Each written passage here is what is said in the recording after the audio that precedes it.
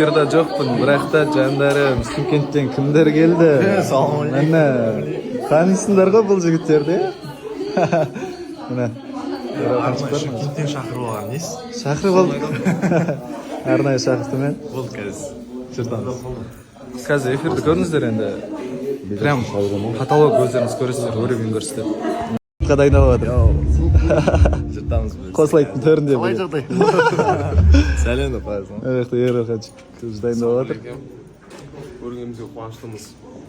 Жыртамыз бұйыртса біз жыртыспыз. Ұйықтамай келіп тұрып қалады ғой. Ұйқы жоқ.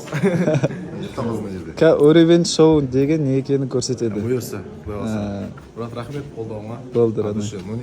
Ты красавчик. Ал екі жас қалайсыздар? Әңгімені өкіртіп жатсыздар. Бақытты болыңыздар ең бастысы. Той ұнап жатыр ма? Рахмет көп әке. Мен қызым ғой. Сіздің арқаларыңыз.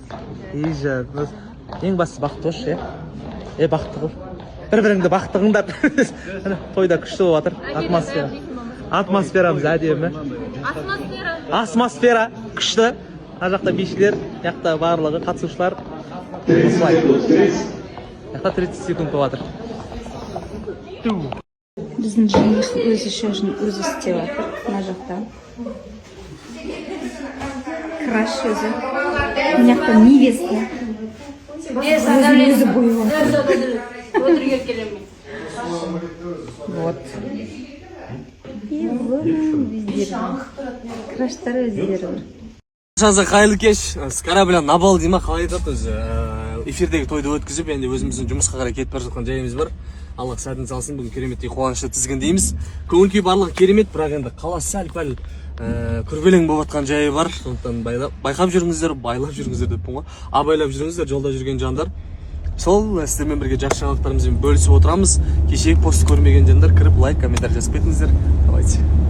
Бізде эфир бітті, үйде баруға асығыспын, себебі үйде балам күтіп жатыр. Ассалаумағалейкум, аға, қалайсыздар?